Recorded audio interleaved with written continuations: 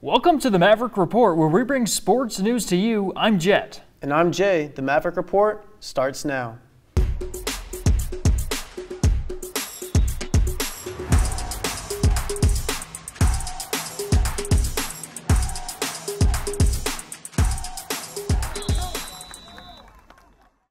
Let's start off with a recap of some of sports' biggest matchups this week.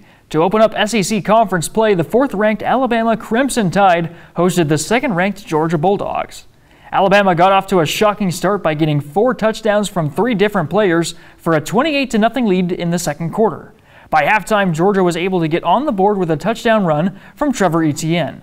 The Bulldogs fought back with 3 touchdowns in the 4th quarter, including 2 from tailback Dylan Bell.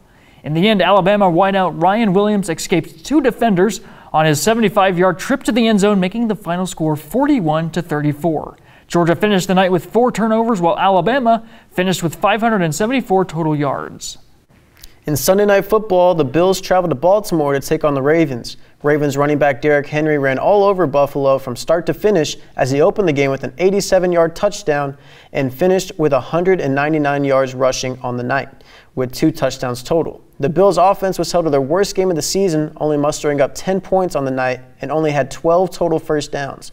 The Ravens ended up winning the game 35-10 and are now on a winning streak after opening the year 0-2 and look to continue their winning streak next week when they travel to Cincinnati to take on the Bengals. Meanwhile, the Bills suffered their first loss in the season to fall to a 3-1 record and look to bounce back when they take on the division rivals, the Houston Texans, next week.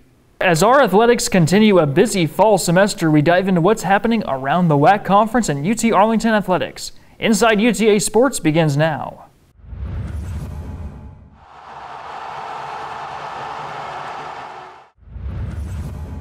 As UTA end non-conference and start conference play, let's take a look back at their performance in the TCU's Horned Frog Invitational. The Lady Mavs gained some valuable experience last week when they played in the Horned Frog Invitational. After suffering 2 losses to start the Invitational, the Lady Mavs completed their 8th sweep of the season when they swept the University of Denver. The Lady Mavs went 1-2 overall in the Invitational, but Brianna Ford shined while serving against Denver as she had a season high of 5 aces in the game, while also setting her season high in digs in the Rice game with 20. Don't forget about Paige Rager and Molly Blank as the Lady Mavs head into conference play. Paige holds a hitting percentage of .403, which leads the WAC, while Molly ranks 2nd in the conference in assists per set with a strong mark of 10.23. The Lady Mavericks' next game is the season home opener against Southern Utah, October 3rd. Stay tuned as we dive into a full game preview and discuss what to expect on the matchup. With 2 games under the belt across the WAC Conference, we can see the difference between the contenders and pretenders. UTA held on to their top spot, but now share it with Utah Tech and Southern Utah. Cal Baptist found their first win of the year and jumped up 4 places. Let's bring in Andrew to discuss the WAC Volleyball Conference. Hello guys, thank you for having me on the Maverick Report. I'm Andrew Walgast and I'm excited to be here. Let's discuss some volleyball.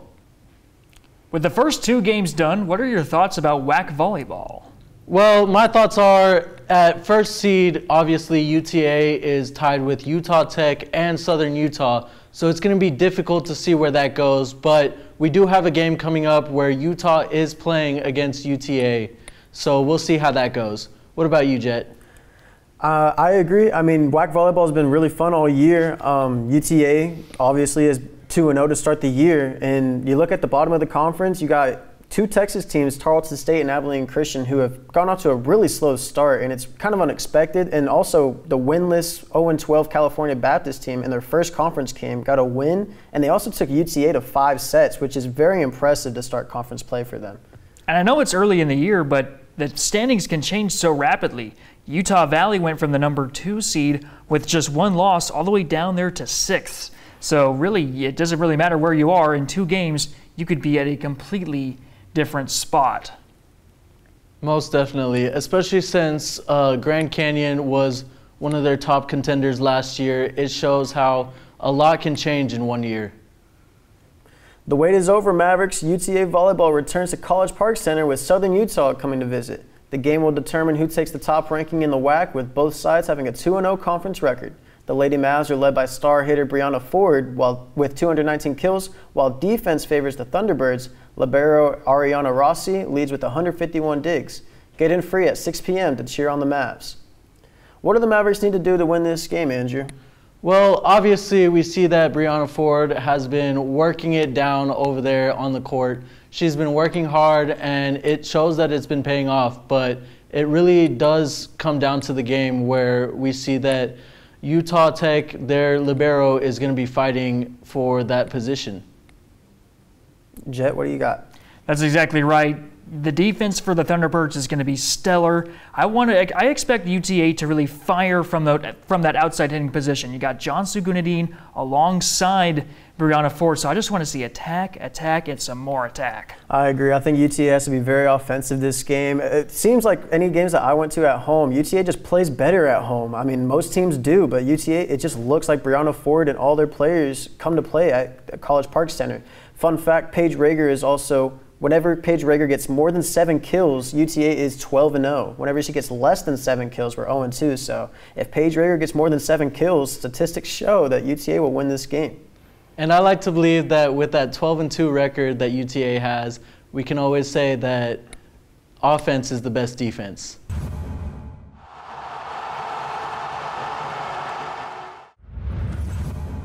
Don't go away, we still have a lot more to break down and discuss, including our upcoming game segment with UTA softball. Additionally, we discuss news around local professional sports. Stay tuned. We'll be back after these messages. Touchdown! Oh, did you see that? Whoa, we scored? Yeah, we scored going to the playoffs. I can't believe I missed that. Every time I'm buzzed, I spend too much time on my phone. What? I should take your phone away. No. I'll call for a ride. Hey, why does my face look like that? I'm playing with these new face filters. Okay, you know what? Yep, that's mine. But I need that back. No. Kevin! Welcome back to the Maverick Report. For this section, we have two very special guests joining us, Cameron Cooper and Caitlin Saylor of UTA softball. So Cameron, I'm going to start with you. Looking back at last season, you and the rest of the team were just 2 games away from reaching the pinnacle of your goal, that conference championship. Just talk about how easy it's been to generate motivation after that loss. You're going into the offseason now. How easy is it to get motivated for this season? Yeah, the motivation comes from, of course, losing last year, and to win conference, we get to go to regional, so that has been in our mindset since the beginning that, like, we want to go to a regional, we want to go to a regional, and so every day we grind, and we, of course, want to go back there. We lost to a team that we won that series with during conference, so to get back into conference break and then play them in the tournament, it will be really exciting. And then I think also, like, us being freshmen last year, we had never been to conference. So I feel like the motivation, there's more of it this year because we know what to expect and we know that we can do better. Some of the top performing freshmen on the team, by the way. Mm-hmm. Cameron, after your freshman year, what would you say is the area of your game that you've most focused on improving? So the fall starts out really slow. We start out 8-hour weeks and then move to 20 hours. So the first 8 hour is individual work where you really can dive into those, like, little details. And so I've been working more on swinging away, hopefully hitting some home runs this year. My coach said he would retire if I hit one. So that is the goal, to hit a home run, and yeah, and growing with the team, and of course, like, building those meaningful relationships with especially the underclassmen too. Oh yeah, okay. And for both of y'all, once again, you had to replace 5 graduating seniors from last season, 8 newcomers, most of them incoming freshmen joining the team this year. Have you had any challenges, or has it been real easy just kind of building and rebuilding that team chemistry? I think the real team chemistry comes to when we do get into season and conference play. That's when, like, everything's moving, the wheels are going. Like, we put in all this work during the fall, and that's what the fall's about, putting in the work and, like, learning each other's love language, and, like, can I yell at her, can I not yell at her? And so, yeah, losing that upperclassman was a hard hit, but I think the freshmen coming in and our new transfers can get the job done just as well. Yeah, I think piggybacking off of that, like, losing the seniors was emotional and it hurt a lot of us, but I think with the new people we have that came in, we can be able to build chemistry, and I think it'll be perfectly fine. Absolutely. Absolutely. All right. So like you said, you have 8 newcomers coming in this season, some transfers, some freshmen. Caitlin, now that you're a sophomore, what's the best advice you could give to an incoming freshman? I'd probably say just do all you can, find your people. Obviously, like learning how everyone reacts to situations and just knowing, like, not your place, but knowing like what you need to do. Okay. There you go. And with that, let's take a break from all the questions and play a game of Would You Rather. And now, with the first question we have for you here, would you prefer an overtime win or a walk-off win? I guess a little similar in softball. Yeah, it is. Yeah. I guess like from defensive point of view, we're both we're not pitchers, so we hit. Mm-hmm. And I think from that point of view, we would want a walk-off win because that means like we hit the ball like over the fence or scored a run. Mm-hmm. So overtime, I feel like would be on the defensive end, and the defense like wins ball games. That's the fun part. That's the easy part to me. So definitely probably the walk-off. I think probably the same, like walk-off, because overtime is just so stressful. Right. It's like, obviously we've already played 7 innings. We've probably been there for 2.5 hours. Like, we're tired. We're ready to go home. So, like, What's for dinner? What's for dinner? We had what was it, SFA, where we went 9 innings, I think, last year. And it was just so draining. So, walk-off 100%. I mean, with the walk-off win, would you rather be the one that hit the walk-off, or would you rather be the one to come around and score last? For me, I guess my job from last year, like, it was to get on base and be the one to score. Like, I love creating havoc on the base pass. So for me, like, coming in, if that's like, yeah, home runs are off at some, but you know, laying down a squeeze or like a ground ball through the infield, like, I'm scoring no matter what. So probably the one on base. Okay. Probably hit it. Hit it? Yeah. Oh, yeah. I hit it, she'd score, you know. Okay. And then, would y'all prefer a come-behind win or a shutout win? I think a shutout. Shutout? Because, I mean, it's nice for your pitchers, like, to be able to say, I got a shutout. And then also just a come-behind win is stressful. Right. Like, if you're behind the whole game, it's not it's still fun, but it's not like they didn't score. Like, Yeah, exactly. I think with the shutout, if it was a perfect game, definitely the perfect game over like just a shutout. But I like the dog mentality, like never getting up to fight, like pressures of privilege, like I want to go in there and fight. And if that means come back, I want to come back and win. Oh yeah, I would probably prefer a shutout. I think it's just way easier, especially as a spectator. Right. Just a shutout, nice and easy, just win the game. Run roll. What would you say, Jet? What would you say? I would think the same thing. I mean, give less excuses for coach to make you run on practice the next time. Right? Let's just beat them completely. Move on to the next one. Right?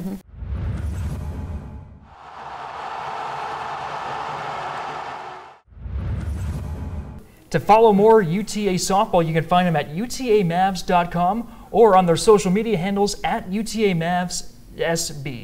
Student athletes are the core of every team. We spotlight a student athlete who is a big performer and leader in our community. This week gave us the opportunity to showcase 2 of the best from UTA softball, Jacqueline and Jessica Adams. Both of the twins are heading into their 4th and senior seasons at UTA. Jessica had a great season on the mound in the spring with a perfect game and team-leading 3.50 ERA. Jacqueline fought adversity in late game situations by getting pinch hits against Boise State and Tarleton State. The twins decided to stick together even when both had award-winning performances at Bryan High School.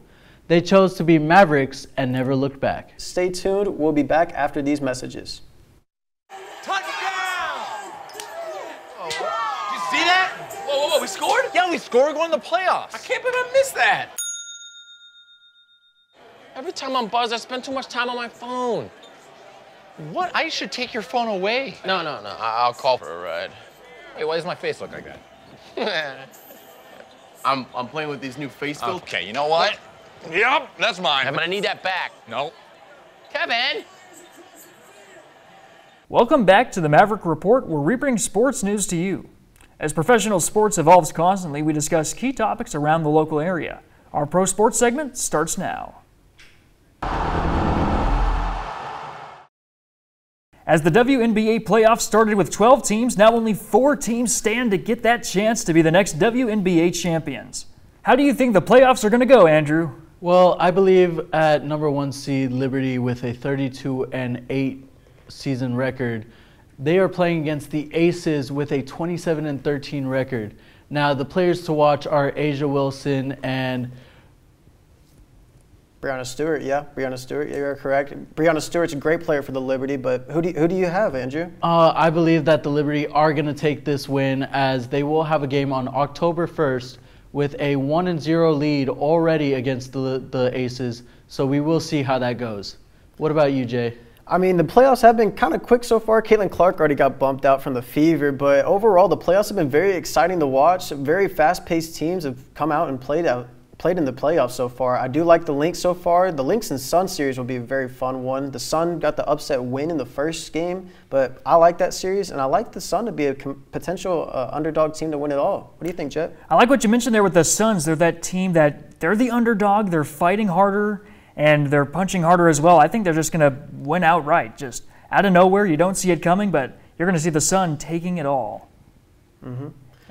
Who do you think the champions are going to be, Andrew? Well, I definitely believe the Liberty. They are the number 1 seed with a 32-8 record, so it really favors in their sights. So we will see how they play it out. But you know, with things going on, we don't know if they will truly pass through. But we will see. What about you, Jay?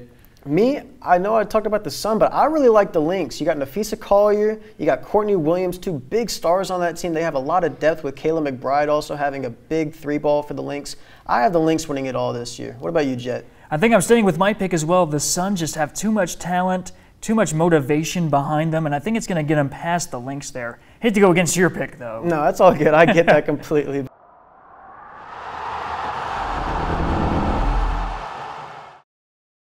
To wrap up the show, we bring you some notable upcoming matches and our takes and picks of them. As MLB playoffs start, the American wildcard matchup of the Orioles and the Royals is one to watch. What is your prediction on the series, Andrew? Well, I do believe that the Kansas City Royals are going to take it. They are not in the favor of the crowd right now at an 86-76 rate, but the Orioles have a 91-71, so it isn't that much of a difference. It is a 5-game difference between them. So it is a pretty close matchup. Although I will say Kansas City is in the favor when it comes to their offense. What about you, Jay? Well, I have the Royals. I wore their jersey today. I have the Royals. I'm just a big fan of Bobby Witt and the Royals overall. I just think that there's going to be a lot of difference in the pitching capabilities of these 2 teams. There's not a whole lot of strength in the bullpen of the Royals, whereas the Orioles, they had the experience from last year going against the Rangers. But they also just have a lot of young players still. Their offense is still very young, but overall, I have the Royals winning it all. I'll bounce off of your pick right there. I'm going to take the Orioles, actually. You talk about that young talent that they have and that motivation from getting knocked out way too early than they were expecting to last year. I think the Orioles are going to be that team to keep an eye on. And then for the iconic Red River Showdown at the Texas State Fair, who do you have, the Longhorns or the Sooners, Andrew? Now, I really have to tell you, Jet, I'm a hook 'em till I die, UT for life. So I will definitely go with the Longhorns. I have always stuck with them. We saw how they played last year. I love them for it, but we will see how it goes because this competition is going to be one of the greatest that we will see.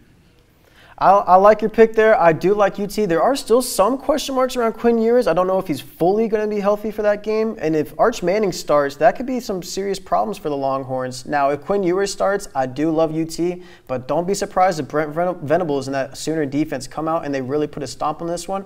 But I still will take UT. What about you, Jet? I think you're exactly right. You can't count out the Sooners. Don't look at the record. Don't look at the statistics. This game is on a complete different planet. When these 2 teams meet in the Cotton Bowl there in Dallas, anything is on the table.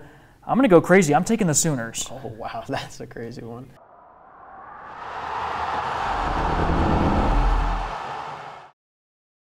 That's all we have for today's edition of the Maverick Report. Don't forget to subscribe to our YouTube channel, Maverick Media Club, so you never miss a highlight again. I'm Jay. I'm Jet. And I'm Andrew Walgas. See you next time.